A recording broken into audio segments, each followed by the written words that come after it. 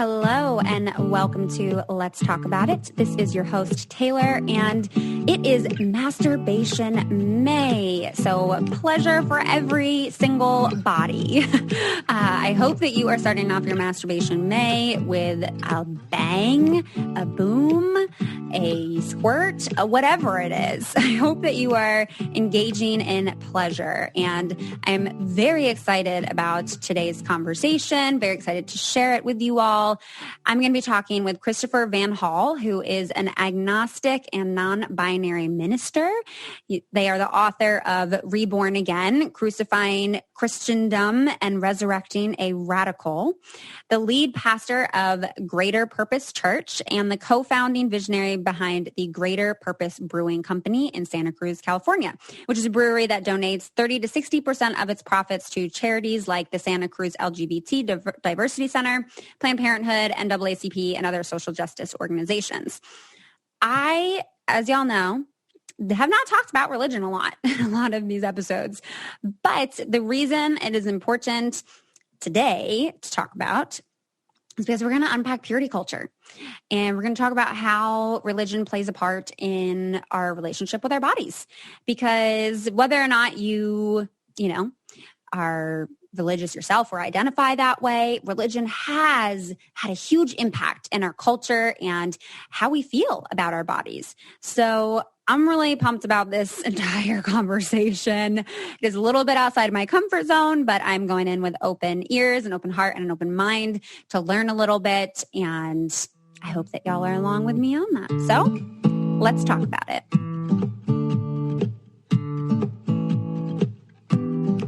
All right. So welcome, Christopher, to the show. Thank you so much for being here in your mountain house. I'm so jealous. Thank you. I'm glad to be here.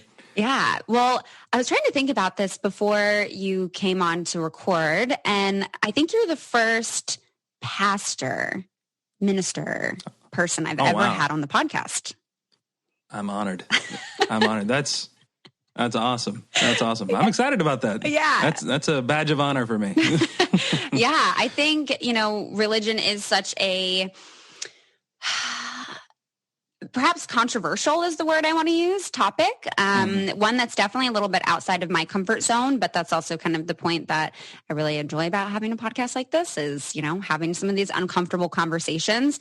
Sure. But I'm wondering if you could start off just sharing a little bit of like how you got into doing the work that you do today. If you were kind of raised very religious within the community, if you kind of got into it, if you could maybe share a little bit of that background.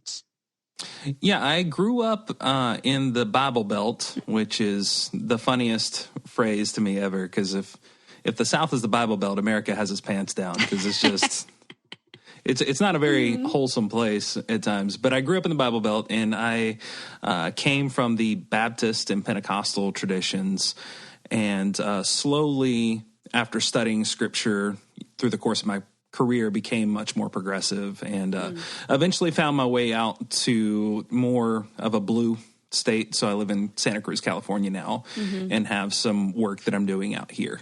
Okay. Yeah. And you're an agnostic minister. I am. I mean, we got to get into that. I'm all about holding opposites and challenging shit. What does that mean to be an agnostic minister to you?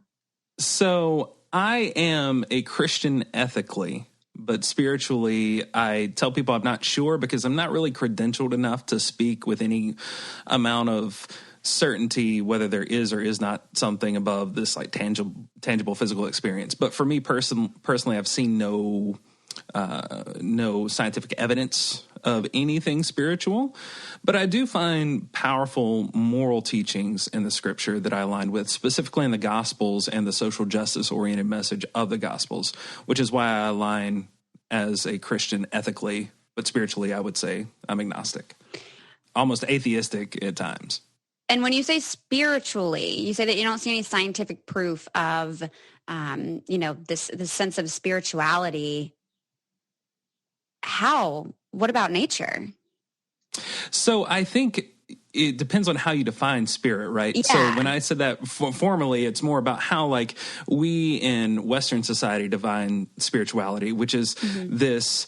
We kind of have a dualistic approach to spirituality in life. Like you have your spiritual life and you have your physical life, which is not how ancients define their life. They just, if you were alive, you were spiritual, because the same word for spirit in the Bible, in both the Koine Greek, which is the New Testament, and the ancient Hebrew in the Old Testament, the same word for spirit in both texts is breath. So for them, life is spiritual. Life is amazing. There's awe and wonder in nature and in everything that surrounds you. So if we're talking about the ancient definition of spirituality, then yes, I'm very spiritual. But if we're talking about this Hellenistic ideal that kind of merged with spirituality, centuries later, because of Roman culture getting their hands on the Christian tradition, then no, I would not be very spiritual. Yeah. So I guess it depends on how you define spirituality. Yeah. And I'm like thinking from my perspective, I'm like, yeah, well, how I think of spirituality, I'm like, there is scientific proof of that. But in the maybe more traditional Anglo-Saxon white American of Christianity, that's not what spirituality is about. No, not at all. And I would say in that realm, I am not very spiritual. But if I look at the wonders in the universe and just the complexities of everything that's unknown and the vast void, which is space, and how the chance for life is so, rare in the universe and throughout the cosmos, I would say that, yes, there's something to be inspired by, and there's definitely something spiritual from an ancient definition there. Yeah, definitely. Well, so this month is Masturbation May, which really is like it gets a month? I know. See, they don't cover this stuff in seminary. I didn't know that at all. That's wild. That's wild. It's amazing. A whole month to celebrate masturbation, which can be celebrated all year long. But, I'm interested to have this conversation around, and this is something that you've talked about purity culture and the impact that can have with sexuality, with, LGBTQ communities, within the religious community. Can you speak a little bit to that? Sure. I think the concept in our modern age of purity culture stems from this really high value in a biblical marriage that really never was. When people are taught about biblical marriage from pulpits, there's typically this very Americanized view of marriage being projected from the pulpits. But if I'm being honest, biblical marriage and biblical sexual ethics is something that I hope is never resurrected. This is an archaic practice. It is centuries and centuries old. It stems from a very misogynistic way of life. And throughout the text, not only is it problematic, but it's not consistent. If you start in the Old Testament, the story of the ancient Judaic people, which is fascinating and has so much rich wisdom, I believe, for us. But when it comes to marriage, I would say that any civilization at that time should not have their practices resurrected. And it started out in the Bible with folks that were polygamous. And the value of virginity was only placed heavily on women because they were considered to be property. If you actually look in the text, nowhere in the Bible, because there are extremely misogynistic views portrayed in the Bible, does it ever say that men should abstain from sex. It's specifically women. And again, that's unjust. It should not be resurrected. Especially when we don't want popping you out. Yeah. I mean, it's, unfortunately, we haven't dealt with this centuries and centuries later. It's like, Christianity and the scriptures in which it emerged from are extremely misogynistic. In 2,000 years, not a fucking thing's changed. Yeah. And it drives me nuts. But what's interesting is it did change in the scriptures because it started out as polygamy. And then by the time we get to a text called Songs of Solomon, which is really just a dude's sexual escapades with hundreds of women. Like, it's 50 Shades of Yahweh. It's not like, I don't even know why it made it in the Bible, to be honest. It's wild. And by that point in history, we had like this patriarchal polyamory going on, where men were allowed to have multiple partners and concubines. Women were not. They were still viewed as property at that time. Again, horrible ethics. And then when we get to the New Testament, something interesting happened. There's a shift from polygamy and polyamory to monogamy that takes place.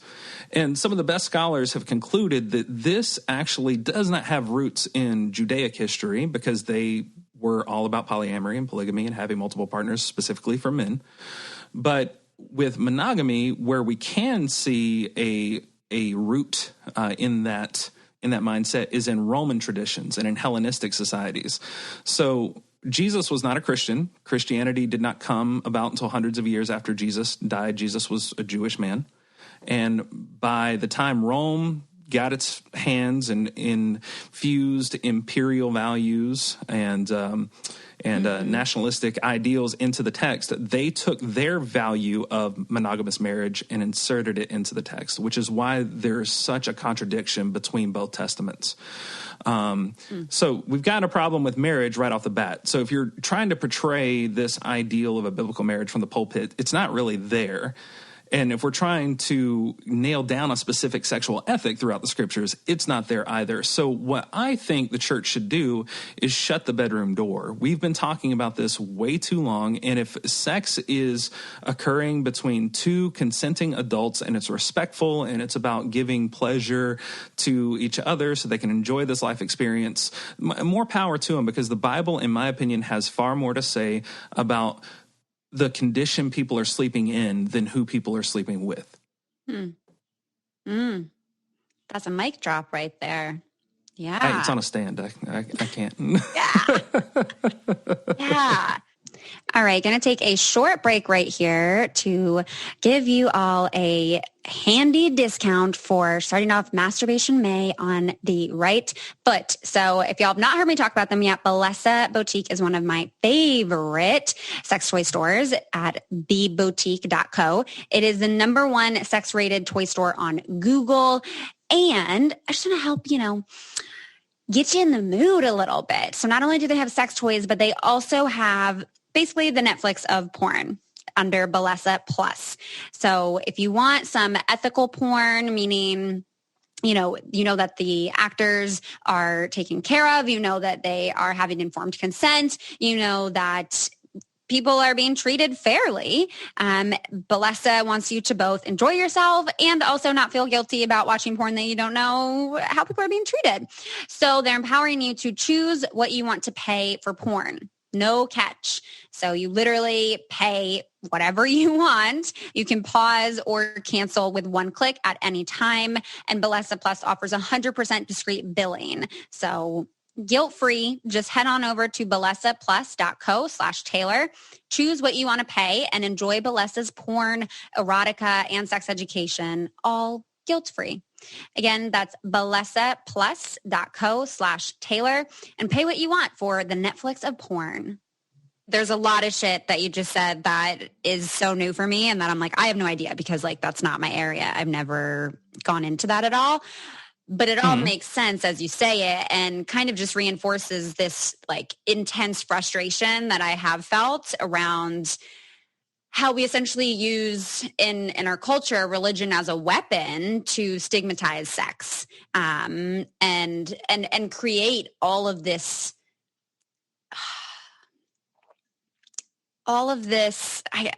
honestly, trauma is the word I want to use, around how we engage with our bodies, how we interact with other bodies when it comes to pleasure and sexuality. And I'm very, very not far in reading this book, Braiding Sweetgrass, all about indigenous wisdom and knowledge. And just in the first few sections, you learn about the Sky Woman, and she kind of compares it to Sky Woman versus Adam and Eve, this story of the creation, and this notion that Eve she was essentially punished for engaging in pleasure. And Sky Woman is all about flourishing is mutual, right? And we're gonna, she comes down, she like has the nuts and seeds in her hands and she spreads them around and like the people and the animals come together. It's such a beautiful story. That's awesome. It's so beautiful. I'm like, oh, that's such a different like thing than like take and you're punished and you're exiled and pleasure is not like something you should engage in. And again, Adam and Eve, I'm sure there's things to it that I don't know. But just from my own like mainstream cultural understanding of it, it does create this sense of like, don't engage in pleasure. It's bad for you. You have to earn it, especially as a woman, especially if you have a vulva or a vagina. And that, as you were saying, that the Bible has a lot of misogynistic ideals and kind of concepts within it that really just create shame around our bodies. Absolutely. And create like a what I want to say is like an intense power differential that reinforces patriarchy, which hurts all of us. Sure. It absolutely does. And I think one thing that you've done is you've exhibited a healthy, what we would call like exegesis of holistic teachings of creation poems, right? Like the problem, I think, where it begins with a lot of Christians is they open things up and they see Genesis chapter 1, in the beginning, God created. And they're like, okay, cool. God created this in the beginning. He did it in 6 days. And they use masculine pronouns for God. And they kind of take the English version as literal truth. I take the Bible far too seriously to read any of it literally. And most of the reason that I do that is because one of the first things you learn in seminary is that Genesis is a poem. It's a metaphor. Until much later in church history, it was never read as literal metaphor. In fact, Jewish peoples, they share this text that they would never, most of them would never tell you to read it as a literal story, but Christians do because, again, toxic theology made its way into the church. And there's so many things in that first chapter of Genesis that people either read as metaphor or don't know because they don't read in the original language. Like, for example, God is portrayed as very masculine in the Bible. In the first chapter of the Bible, he is seen throughout that text. The ancient Hebrew word for God in Genesis is Elohim, and it's neither male nor female. It's actually meant to be not only gender neutral, but gender fluid.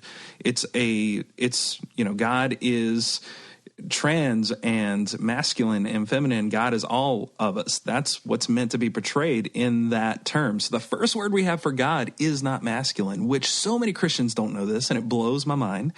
And then they, go on from there and they take this story as it's like a history book. And that's a giant mistake. Like, there's so many people that are reasonable people that align with Christian ethics that shut the doors to the church because they've refuse to consider the possibility that evolution didn't happen, and they're not going to church for all the right reasons.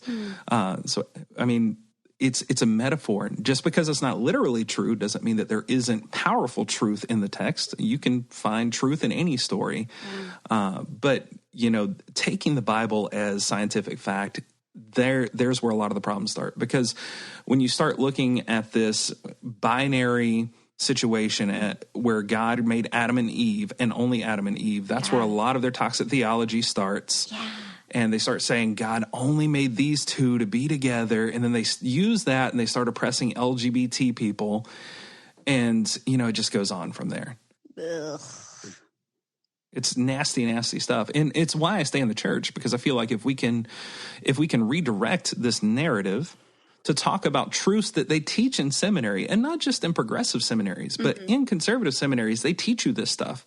But pastors refuse to talk about it because they don't want to lose their congregants. One, because they feel like they don't want to stir the pot too much. Sometimes they don't want to lose their job, which I guess I can sympathize with because people have bills to pay. And, I don't think pastors at these Six Flags Over Jesus churches need to be driving Corvettes, but at the same time, if they work, they need to be paid, and they're worried about their families in tough economic times. I get that. Or they don't want to let go of this superstitious theology that they learned in Sunday school when they were 6 years old. It's almost like they're clinging to Santa and the Easter Bunny. And for me, those are just really bad reasons not to talk about this, because there's so many people that are feeling shame about their sexual identity or their gender identity or pleasuring their body, which is a natural thing to do in this human experience. I mean, hell, I'm going to be honest, I do it. So there is nothing sinfully wrong with it. And yet that is something that is all too common in the church. So that's why I stay in it, to kind of keep, pushing the boundaries of what Christianity became versus what it was intended to be. Yeah. Well, I can already tell. I mean, you're hitting it. You said they're holding on to Santa and the Easter Bunny. I mean, you can have some people in their feels, but that's truth. I mean, all of that, absolutely. I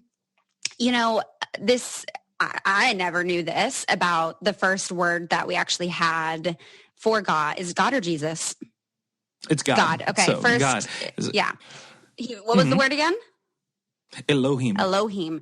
I had no idea of all of that. And I mean, again, all of this makes so much sense. I'm sure my listeners know exactly where I'm going with this, but like, it's white supremacy. Because it absolutely is. It's this concept, and I'm always going back to this too, but the book Fearing the Black Body with Sabrina Strings, had her on the podcast as well, and talks about the racial origins of fat phobia, but even going through the history of it, you're understanding that for centuries, things were put in place to define beauty, to define love, to define relationship, all while exploiting Black labor with the transatlantic slave trade, with the development of like Anglo-Saxon beliefs, and creating this religion and this lifestyle, really, and these concepts of health, all to preserve the white family.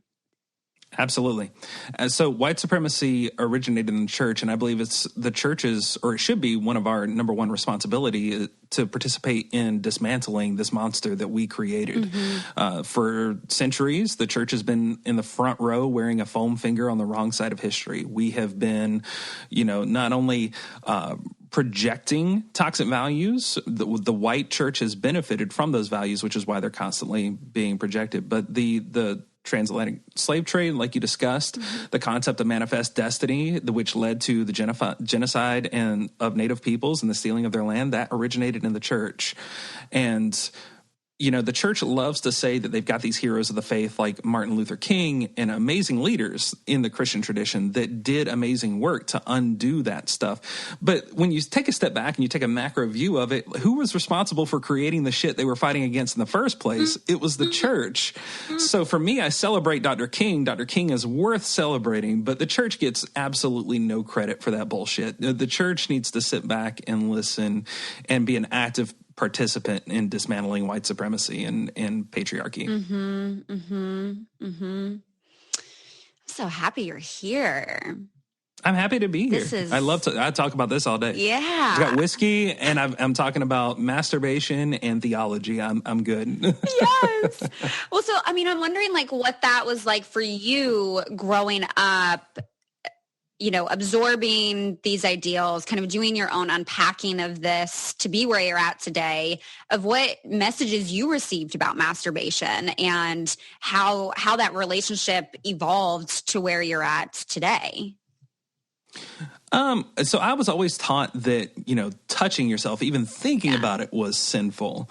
And they would always talk about verses like, if you, in the New Testament, it says, if you look on a woman with lust, you should gouge your own eyes out. And they would use that message to talk about how serious masturbation was. But I find it funny now that I'm looking back on it. Like when we talk about the problem of slut shaming in Christianity, which is very prevalent in Christianity, I think it's funny that verse tells you that if you look at a woman and you are feeling any type of sexual desire for her and you don't want it, instead of punishing her, you should gouge your own eyes out. I think that's I think that's actually kind of more wholesome than what the church teaches now. But when talking about like masturbation, they've shamed people from experiencing natural sexual desires. And what's funny is masturbation and abortion, by the way, both of those things aren't in the Bible at all. There is an urban legend about a verse of the Bible that says, the quote that people say that's in the Bible but isn't is, it is better to spill your seed in the belly of a whore than in the dirt. That's actually not in the Bible. It's totally myth. It's not in the Bible. There is a verse where it condemns a person that isn't masturbating, but he pulls out and does not ejaculate inside of a woman, because it was culturally it was encouraged at that time, if you were to lose your husband so you could have a child to take care of you and you didn't have one, that husband's brother would give you a child so that their bloodline would continue. That was the practice back then. It's actually not even discouraging pulling out. It's almost discouraging people not participating in a tradition that was designed to take care of that woman back then. But people use that even to discourage masturbation. So the Bible doesn't actually talk about it. But for me, I grew up, every time I thought about my teacher, I had a gorgeous biology teacher. I mean, I was a lucky sophomore. And every time I thought about her in a sexual way, I was like, that night I'm like, oh, geez, I got to go get saved again tomorrow at church because Christopher masturbated, Oh, sorry, God. I've been saved so many times after I've been masturbated. It's unreal. Yeah. And then to find out that this stuff didn't exist in the Bible. I mean, it just blows my mind. It almost makes me angry at the church because of the amount of trauma that they're putting on these kids in youth camps and these retreats where they're talking about, purity rings and staying pure and, not being a tainted flower. I remember one pastor passed a flower around during their sermon, and they passed it to hundreds of kids at this retreat that I went to when I was 16 or 17. And by the time the flower made it back to the stage, it was all bent because everybody had been touching it and feeling the petals. And it was a gorgeous flower, so people were smelling it. The petals were falling off. And he was using it to talk about virginity. And he was saying, now that everybody's touched this flower, who wants it? And looking back on that, it's so contrary to the message of the Bible, because even if you did believe in a literal God, I don't, but if you did, the message in the Bible, if you take it literally, is God wants that fucking flower. God loves that flower. There's nothing wrong with that flower. And the church has built in self-hatred in its foundation. It's rooted from the moment you go to Sunday school to the moment you die in the church. You hate yourself for having sexual desire. And it's got to stop. It's teaching compliance out of fear. It is out of fear. And, the amount of therapy that people need is unreal. And unfortunately, because we don't take mental health care seriously in America, they can't afford mental health care. So where do they go when they need it? Or, to their pastor. Yeah, you go to confessional, and that's how you're saving yourself now, which, oh, goodness gracious. I think this is why I don't talk about this frequently, because it is so frustrating.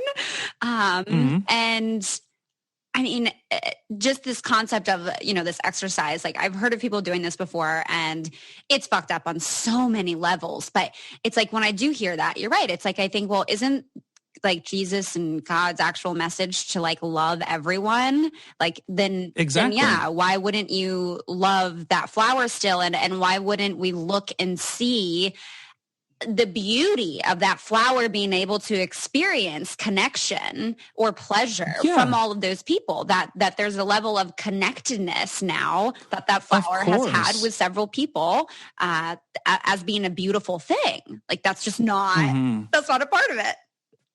No, and it's not even talked about. And then when you do talk about these things, the church has this wonderful defense mechanism where they label you a heretic, and they shut you down, and then they start talking about how you're teaching sinful values and you should shun this person.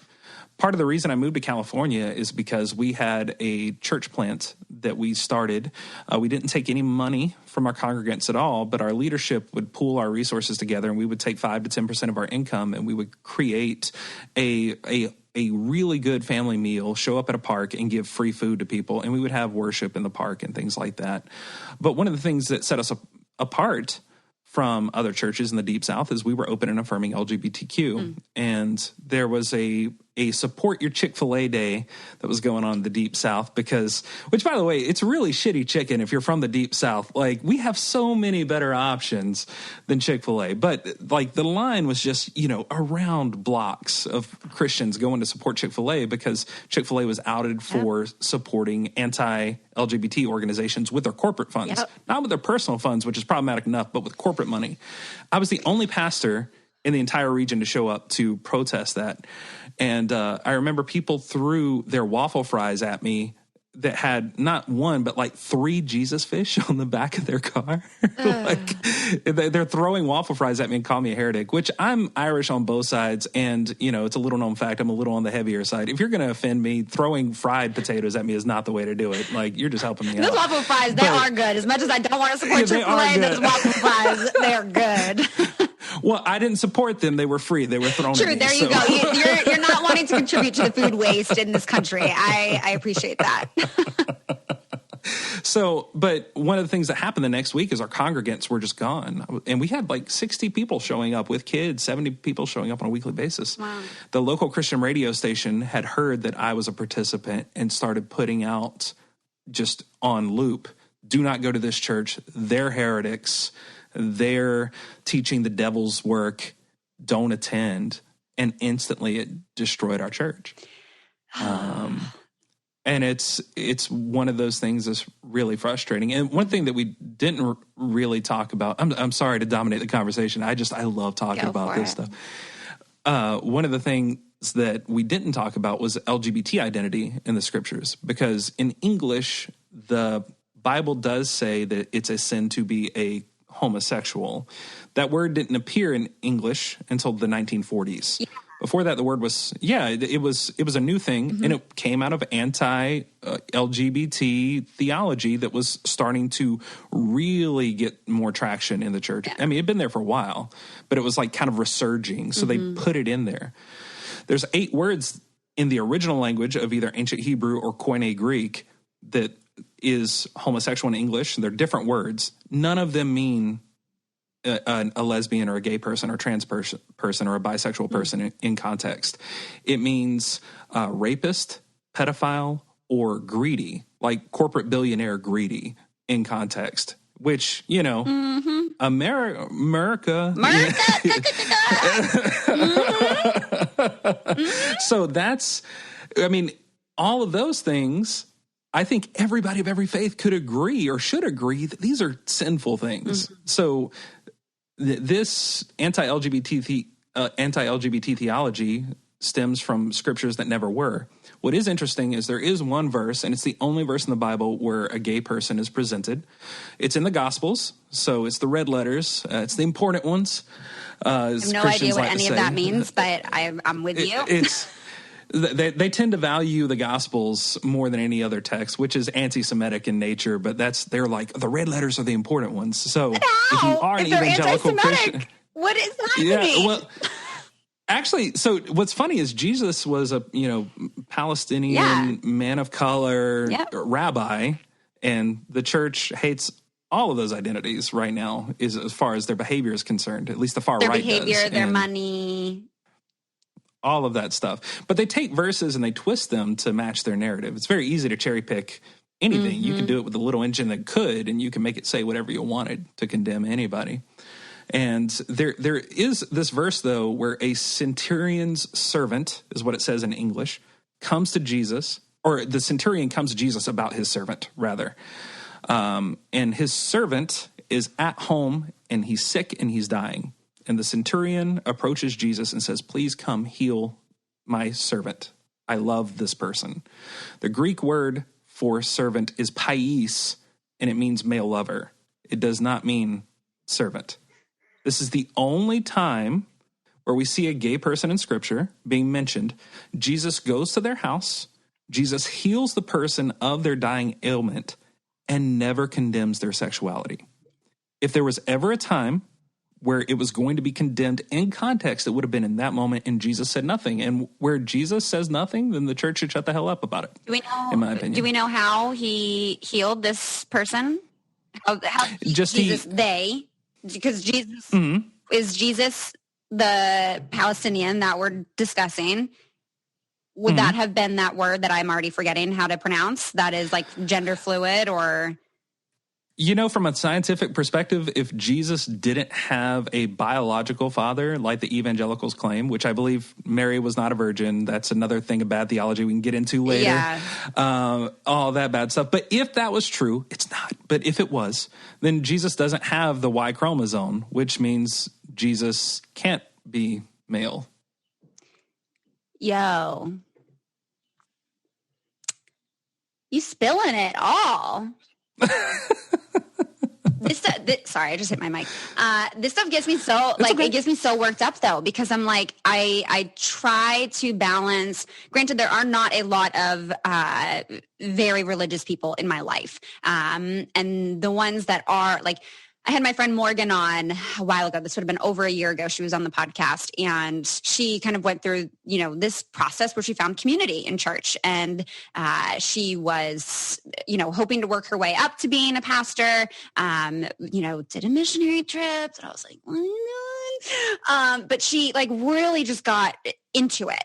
And even when we have these conversations, I mean, in that episode, we kind of talk through it about like just kind of being on different ends of this, but still being friends. And other than her, there's maybe one or two friends that like have gone to church in the past or like, well, occasionally like for Christmas, do stuff or Easter, but actually having conversations with people about like what religion says about LGBT or about abortion or about these things, like my brain just short circuits and I just can't because I end up just wanting to like shake people and be like, what are you even saying? This doesn't even make sense to me, but not wanting to be rude and not wanting to be judgmental about it. And also knowing, I've never read the Bible. I'm not super educated in it either. So like, I'm not going to, in a, debate with someone, right? Like, I don't know what to come back at with this kind of stuff, but all of what you're saying makes so much sense where it's like, yeah, there is so much of this that has just been picked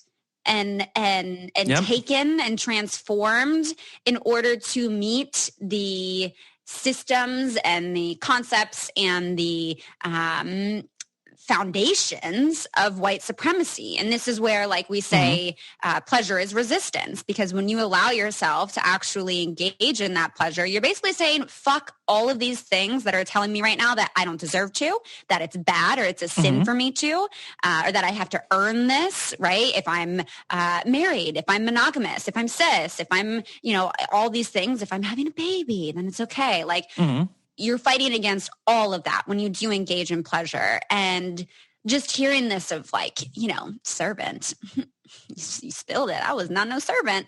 But just picking and taking these things, gosh,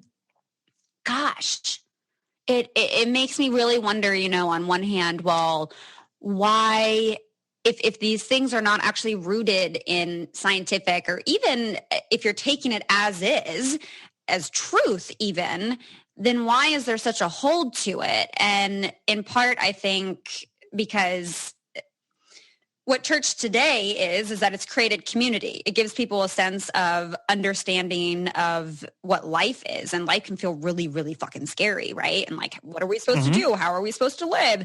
It's kind of this like falsehood of, this is how you live a moral life. This is how you live a good life. This is how you make sure you're rewarded in the next life. And here's a bunch of community with it as well. But I think it also, in a subtextual context, maybe for folks that they don't really understand it, is that it is helping uphold white supremacy, because that includes these anti-LGBTQ IA concepts, right? It includes the financial wealth gap of things. It includes the strong heteronormative monogamous thing that's pushed out there. It also does include things, I think around health and around food and around fat phobia and anti-fatness even, with like gluttony, right? And like being like, it just, I don't know, maybe I'm off here. Is there like scripture that you can think of that like includes that element of this? Oh, yeah. I mean, there's fat phobia that's being projected from the pulpit. But when it talks about gluttony in the Bible, again, it's more condemning the practice of taking more than you need and not sharing with others. And I mean, Jesus was a socialist in every way, shape, form. I mean, maybe not, maybe socialism as we know it didn't exist back then. But if Jesus was going to more align with any other economic stance, it would be socialism. And the problem is the church was created to uphold imperial power, right? Mm-hmm. And what the system has done is it's cranked out chaplains of empire. And I think a lot of these people are well-intended, but they don't realize that white supremacy is baked into theology for a reason, because it's designed to keep powerful people powerful. It's designed to subdue us, because if we can create a theology where there is this utopian afterlife, then we stop caring about the suffering that we experience on a daily basis as much, right?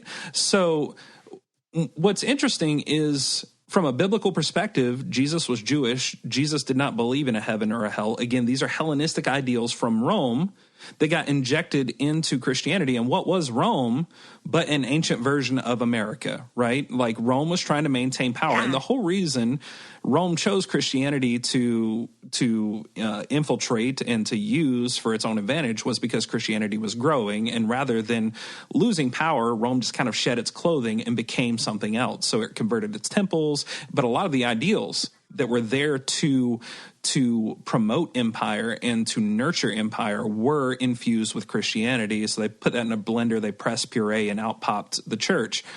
And a lot of people don't know this, but again, church is designed to either distract us from the ills of this life, from the sinful behaviors of this life, which in my mind is white supremacy, corporate greed, is intolerance, is environmental destruction. These things are biblically sinful, in my opinion, and they should be taken seriously. Yeah. Or it's designed to ritualize complicity. And what happens every time we have a national tragedy is people come to the church and they're looking for answers or possibly ways to get involved, and their pastor gets up, and sometimes well-intentioned and sometimes bigoted, it just depends on the pastor.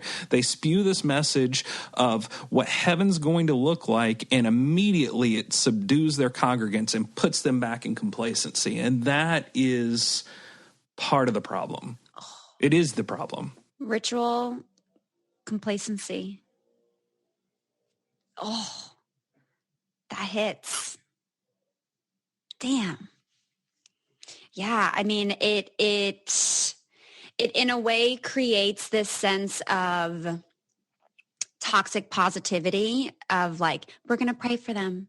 We're praying. When you see mass shooting after mass shooting, we're going to pray for everybody. Okay, but you could also vote for like gun control laws. Like, what do you mean you're just going to pray for them and things are going to be okay? Yeah. And how odd is it that there's more caps being popped in schools than quizzes on a weekly basis?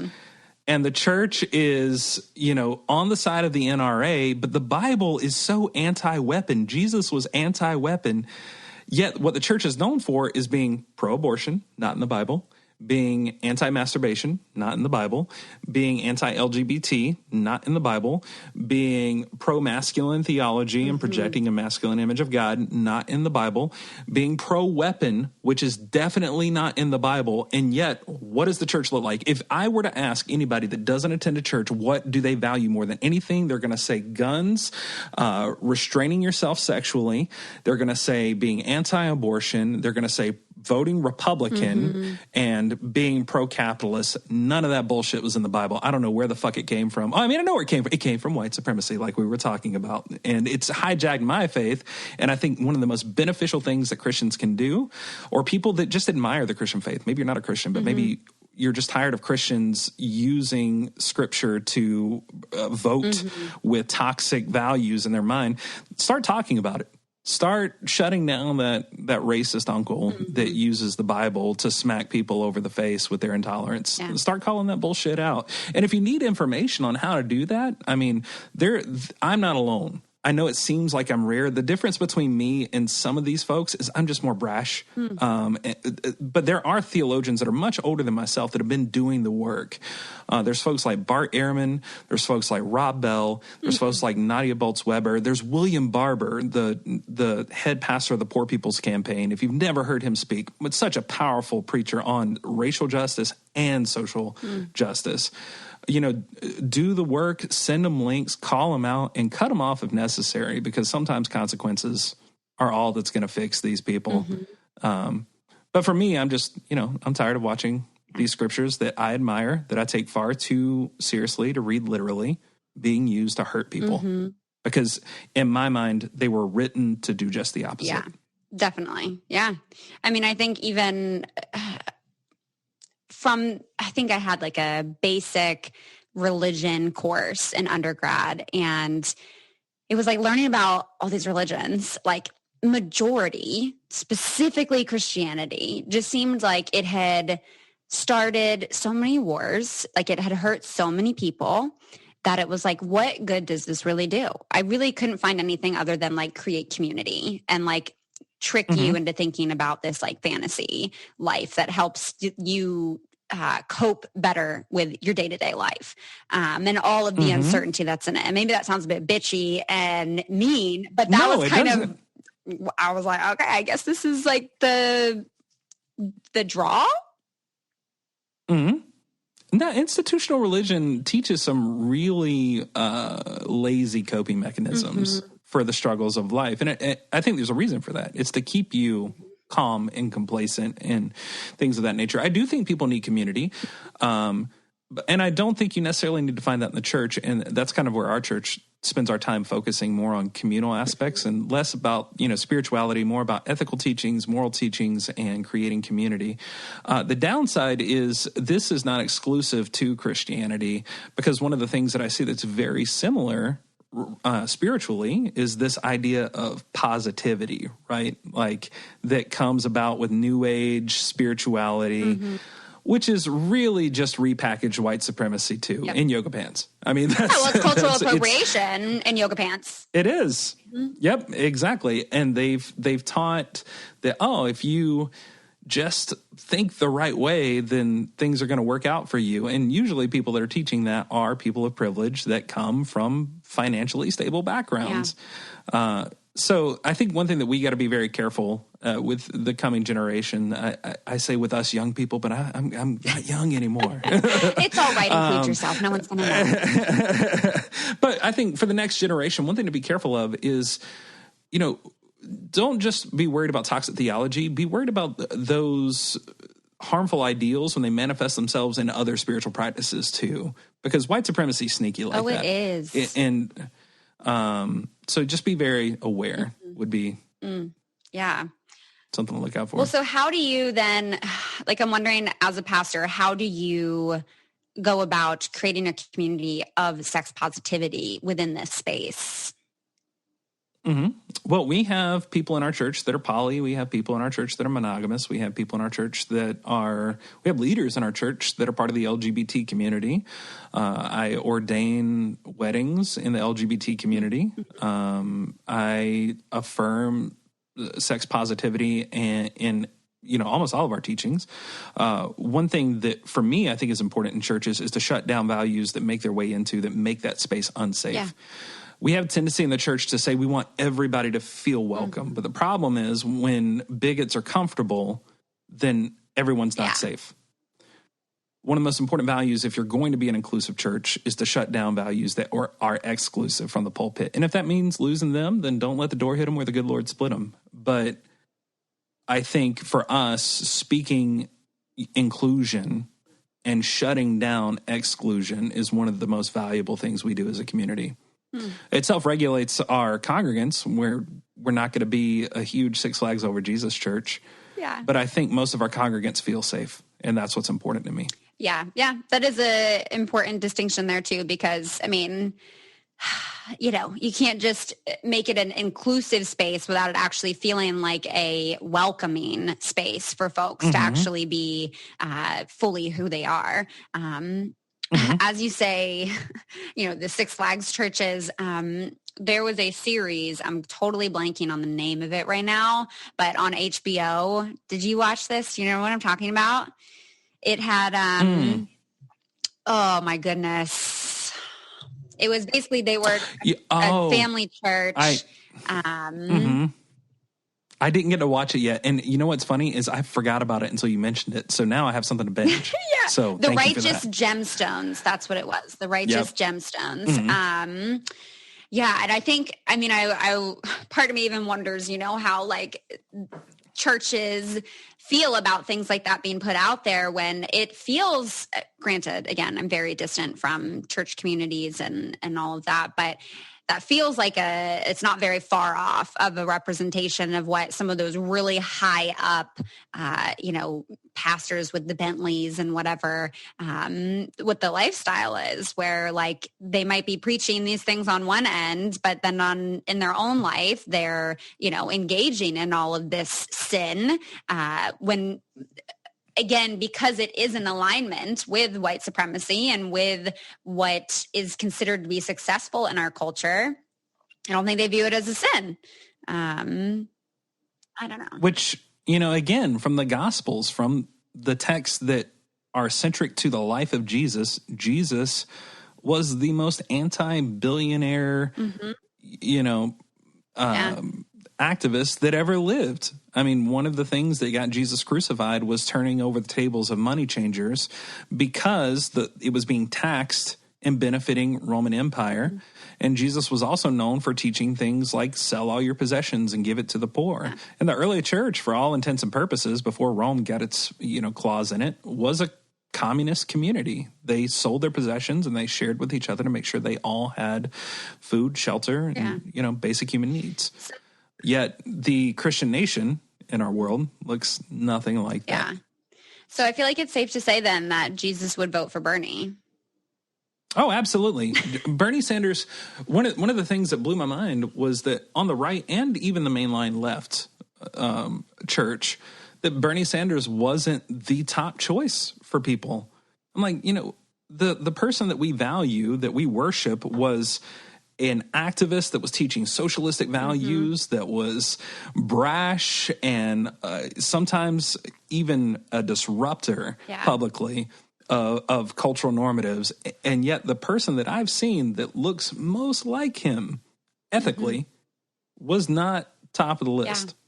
And that shocks me. I mean, don't get me wrong. I'm happy that we don't have Trump anymore, but I was shocked that Bernie wasn't the top choice for most people. Well, because he goes against those things that all of these people benefit from, of the greed, of the capitalism, of being able to exploit other people and having that ritualistic complacency. Ooh, yeah. And you do so the opposite of that, it sounds like, with your church. You have a brewery. Can you talk on that? Well, like people often hear about our brewery and they're like, this is new and it's radical. And it's not, actually. In European countries, churches have had breweries. Monks have been brewing beer for centuries. You may have heard of the beer Chimay. You may have seen it on tap in some places. I don't drink anything, so I'm the wrong person to ask in that area. But yes, if you have beer enthusiasts that listen, they may have seen Chimay on tap anywhere, and they may just think it's a Belgian style beer, but it's actually brewed by monks, and all the money goes to orphanages. So I used to joke when people would come over, I'd always have a 6-pack of it in my fridge, and they were like, "What's this?" I'm like, "It's my tithe." I'm like, because it goes to orphanages. So we had this big building that sat like 500 people, and we would at most have like 80 or 90 because we were relaunching a new progressive church out of this existing community. And even when we were, you know, at our max of a couple hundred for Easter, the room still felt like empty because it was so big. It was built in the 60s when everything was closed on Sunday, so everybody just went to church. It was part of culture. And what ended up happening is the maintenance of the place was just so expensive, we couldn't really do as much good in the community as we wanted to. It was taking away funding from things that we were passionate about, like other nonprofits. So what we decided to do was sell that property and take the money and build a brewery where 30 to 60% of the profits will go to local charities like the NAACP, like the Homeless Garden Project, like Planned Parenthood, and local environmental organizations, and organizations that support LGBTQ citizens and LGBT youth. Because that's what we did on Sunday anyway. Most of our congregants just couldn't afford to donate. But what they do is they will go out to eat or have a drink with their friends. So if we can create a space, in my mind, where people don't have to choose between leisure and charity, because right now, as unjust of an economic state as we have in this country is, they do have to make that choice. They have to choose between staying sane from working 3 jobs and maybe going to have a drink with their friends and donating $20 to an organization they're passionate about. If we can eliminate that decision and they can accomplish both in the same place, then I think we'll do some good for the community. So we started the Greater Purpose Brewing Company. Our church is Greater Purpose Community Church. We sold our building, opened Greater Purpose Brewing Company, and it's in Santa Cruz, California. And 30 to 60% of profits will go to those local charities. And even though we're in the red right now because of the pandemic and we have seating regulations and things like that, we're still donating at least $200 a month to each organization, even though we're not profitable. But once that changes, we're hopefully 60 to 80% is kind of my target margin of what I would like to see. Yeah. I mean, that does make a ton of sense. And I think, even just when I think about like growing up, like donating our money, that was not like, especially, my mom was a single mom, there is not a huge emphasis in our culture on actually donating our money. And I think in large part because there is such inequality when it comes to wealth. And also because within our system of white supremacy, there is a dehumanizing of folks who do not meet those standards, who are in need of help.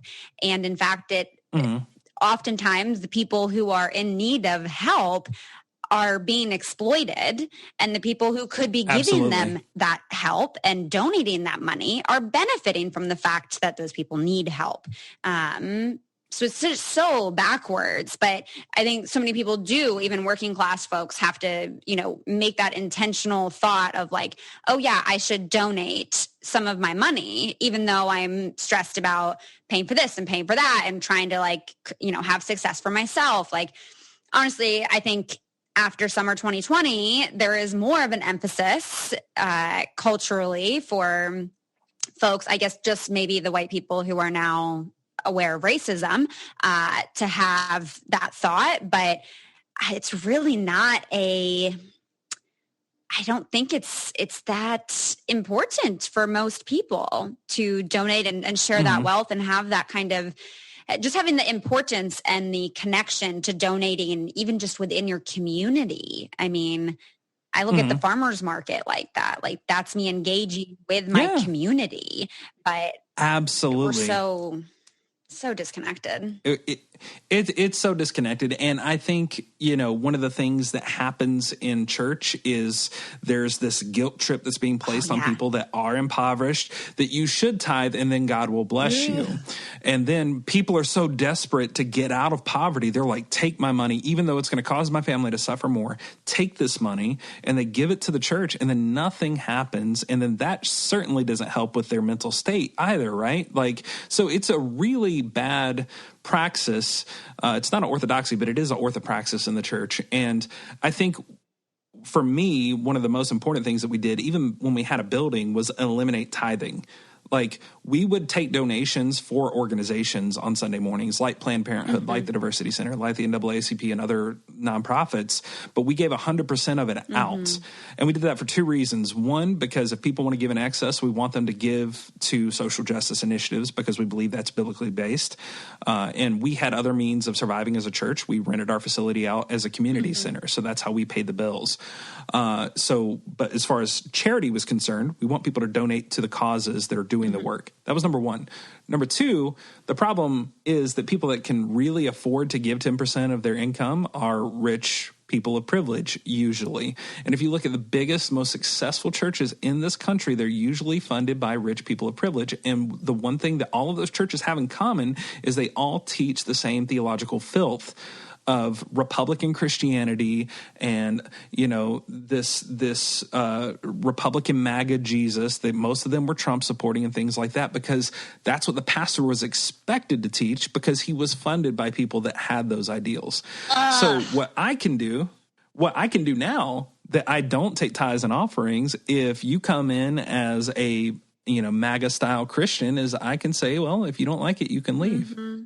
And there's no pressure for me to be worried about staff or how we're going to pay bills or any of that. So I can speak ethical truth without being weighed down by conservative expectation. Burn it all down. I hate it. I'm with you. It. I hate it all. And I work for Jesus. Where I know you mentioned kind of like the names of the brewery, where you're located. Where else can people kind of find you to hear more about either like how to get involved with what you're doing, how to listen to you speak more? Where are the places that people can find you? So if you're a reader, I wrote a book called Reborn Again, Crucifying Christendom and Resurrecting a Radical. And it's kind of the story of my transition from being a conservative evangelical Christian, because contrary to how I'm talking right now, I are in the past one of those bigoted evangelical Christians. I was the worst of them, and I came out of that. So the whole book is about a journey that's an exodus from evangelical theology. So if you want to read that and, kind of dive into a little bit more of the historical reasoning for my transition and the biblical reasoning for my transition, there's that. It's available online. Just Google it. And then if you want to listen to our sermons, we have a live stream on Sundays. It's on YouTube Live. You can look up Greater Purpose Community Church and participate there. But if you're into the podcast, which I'm assuming most of your listeners are, we have a podcast of the sermons, and if you look up Rev'd up Theolitics, so it's kind of like a blend of theology and politics, you can find our sermons on a weekly basis and listen there. And input, welcome. Yeah. Would love to hear people's thoughts and you did an episode on continue the conversation. You did an episode on purity culture as well there. Yeah, I did. I sure did. I've done a few. In fact, we're talking about the harmful nature of hope this week, and how hope often encourages people to sit in complicity this week. So kind of expounds on what we were talking about a little bit earlier. Absolutely. Well, thank you so much. I could go on and on. I got so many more questions and points here. Sure. But thank you so much for your time and for sharing all of this. This has been great. It has been awesome. Thank you so much. And I look forward to having more conversations with you. And if you're ever in the area, stop on by. I know you don't drink, but we've got kombucha. I got one on me for you. I love me some good kombucha. Thank you. We got that too. Take it easy.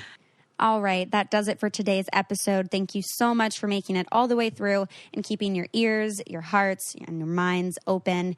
It would mean so much to me if you could take a second or two after listening to this episode to leave a review on iTunes and let me know what you're enjoying about the show. I love reading, what your favorite episodes are, where you guys listen, and definitely feel free to share this with a friend. I mean, part of how we break down the stigmas around these topics is by talking about them, right? And sharing them with more people. So definitely share the podcast. And again, really wanting to include all of you in this podcast. So if you have questions or you want to share a thought or an experience, please send in a voice memo to ask.letstalkaboutit@gmail.com. And I'm really excited to keep having these conversations and breaking down these stigmas. So thank you all so much. I hope you have a wonderful rest of your week, and I'll talk to you next time.